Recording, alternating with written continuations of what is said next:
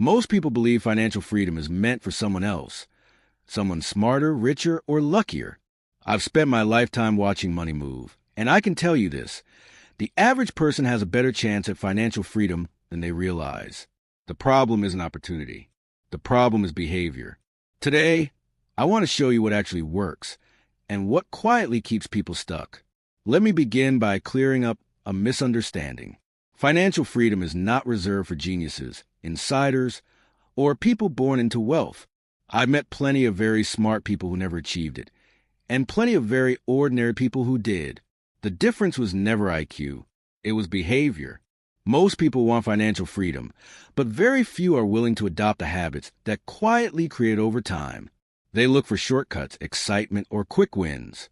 I've spent my life doing the opposite, focusing on simplicity, patience, and discipline. That's how the average person wins. Step 1. Live below your means, always. This may sound boring, but boring works.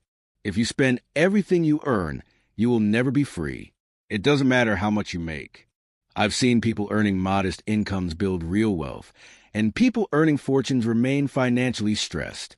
The secret is not income. It's the gap between what you earn and what you spend. I never tried to impress anyone with my lifestyle. I bought what I needed, ignored what I didn't, and saved the difference. That gap became my greatest financial advantage. If money leaves your hands as fast as it enters, you are running in place. Step 2. Avoid debt like a hidden tax. Debt is one of the most misunderstood forces in personal finance. Used carefully, it can help businesses grow. Used personally and emotionally, it destroys freedom. Every dollar you owe belongs to your past. Every dollar you invest belongs to your future. Interest doesn't care about your intentions. It compounds relentlessly against you when you borrow, for you when you invest. The average person stays trapped not because they don't earn enough, but because debt quietly claims their future earnings before they arrive.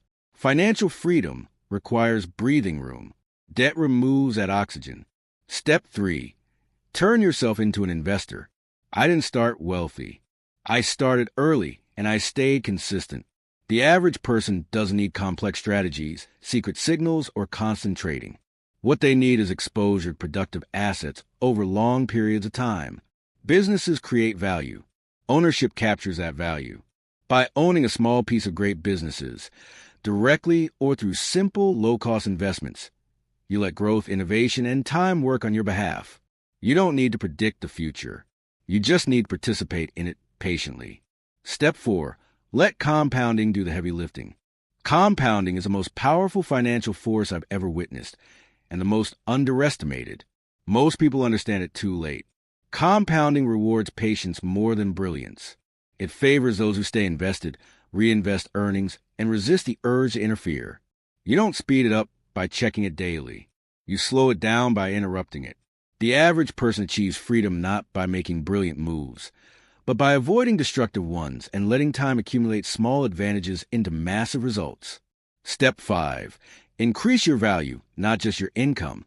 Early on, I focus on learning, not earning.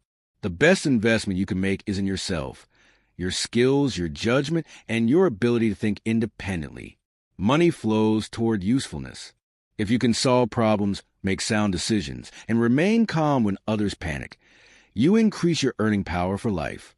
Markets reward value creators generously, but only over time. Step 6. Ignore the noise. Financial freedom is rarely exciting from the outside. It doesn't come from chasing hot trends, speculating wildly, or reacting emotionally to the news. Those behaviors create activity, not wealth. I've always believed that the market transfers money from the impatient to the patient. The average person loses not because they lack opportunity, but because they allow fear and greed to dictate their decisions.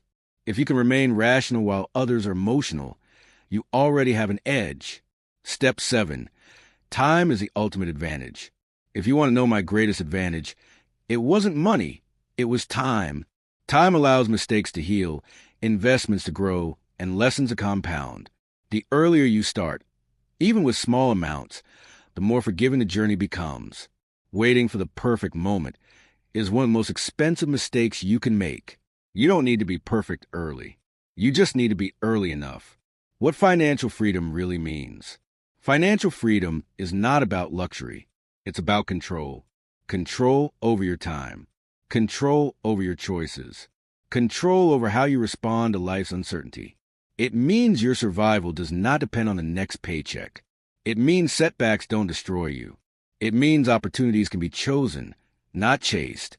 That level of freedom is available to ordinary people who consistently do ordinary things well, over extraordinary lengths of time. Final advice: you don't need to outsmart the world. You don't need to compete with billionaires. You don't need to move fast. You need to spend less than you earn. Avoid unnecessary debt. Invest consistently. Stay patient. Let compounding work. That's not exciting, but it works. Financial freedom is not about intensity. It's about endurance.